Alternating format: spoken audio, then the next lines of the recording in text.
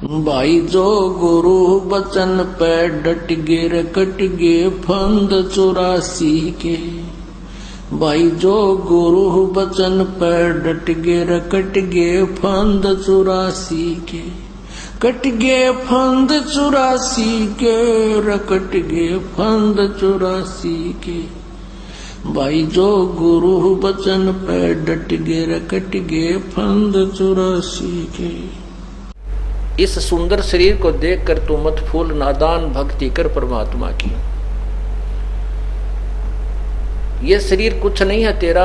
जैसे आपने कभी कुत्ता मरा हुआ देखा हो सड़क के ऊपर एक्सीडेंट में, उसकी आंत इतनी दूर तक वो कबाड़ गिरा हुआ होता है, उसकी तरफ देखा भी नहीं जाता। यही व्यवस्था अपने शरीर की है। ऊपर चाम लपेट रखा, अंदर same to same material work है।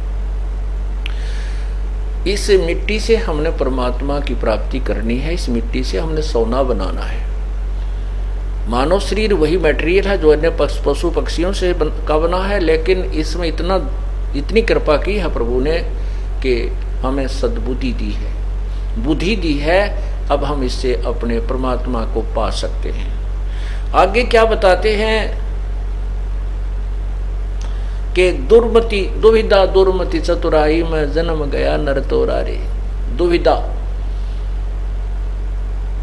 और दुविधा यूं है वे पता नहीं ये पूजा हम करते थे, कहीं इनको छोड़ दें और दूसरी करने लग जाएं, वो देवता तो ना दुखी कर दें। वो तो दुखी करेंगे क्योंकि वो तो सुख देने वाले हैं नहीं, वो आप पे दुखी सारे।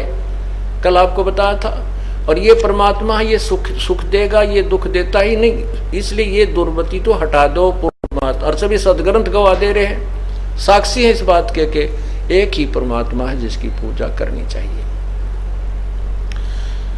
दुर्मति यह है कि हम परमात्मा को चाहते ही नहीं, यही संसारिक सुखों को ज्यादा चाहते हैं।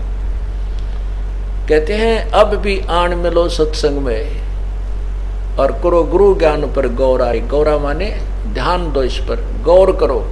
जो ज्ञान दिए जाते हैं परमात्मा कहते हैं ये बातें कहन सुन की नहीं है, ये कर पाड़ने की है। फिर क्या बताते, शरण पड़े को गुरु संभाले जान का बोल को भोला रे। जैसे छोटा सा बालक होता, जैसे आपने सत्संग में यानी ज्ञान सुनने से पहले अज्ञानता में जो गलतियां होगी उनको प्रभु माफ कर देगा। बड़ा दयालु है कबीर परमेश्वर।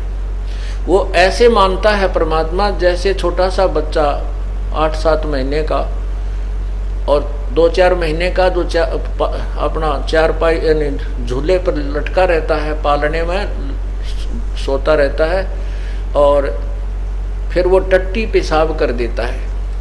टट्टी पेशाब करके फिर अपने सारे कपड़े हाथ पा मार के उसको गीले लगते हैं, सर्दियों में ठंड लगती है, फिर वो रोने लगता है, भूखा भी हो जाता है। तब माँ आती है और वो समझ जाती है बच्चा क्यों रोया, भूखा हो गया होगा।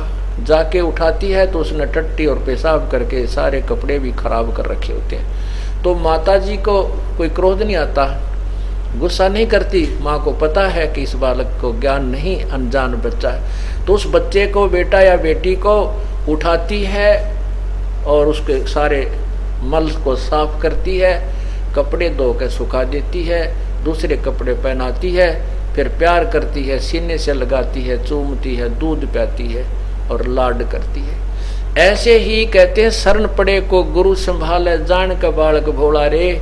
जैसे आपने पहले जो गलतियां कर दी वो तो आपने उस बालक की तरह कर दी, और करके उन गलतियों के कर्म दंडों में फंस गए। अब रोने लग गए बुरी तरह, हाय मर गए मारे, नो क्यों हो गया, ऐसा क्यों हो गया। तो कहते हैं फिर वो परमात्मा यानी गुरु संत, उस परमात्मा का दास जो भेजा हुआ है आपको, वो फिर सत्संग रूपी ज्ञान से मांझ धो करके सीने से लगा लेता है, आपको परमात्मा के मिलने योग्य बना देता है, आपकी भक्ति करवाता है। आपका कितना कर्तव्य है कि कहे कबीर तुम चरण चित रखो जो सुई में डोरा रे। जैसे सुई में धागा डाल दिया जाता है वो उससे दूर नहीं हो सकता, साथ ही लटकता रहता है। तो आपने अपने गुरुदेव के चरणों में इतनी दृढ़ता से विश्वास दृढ़ करना पड़ेगा कि डगमग नहीं होना।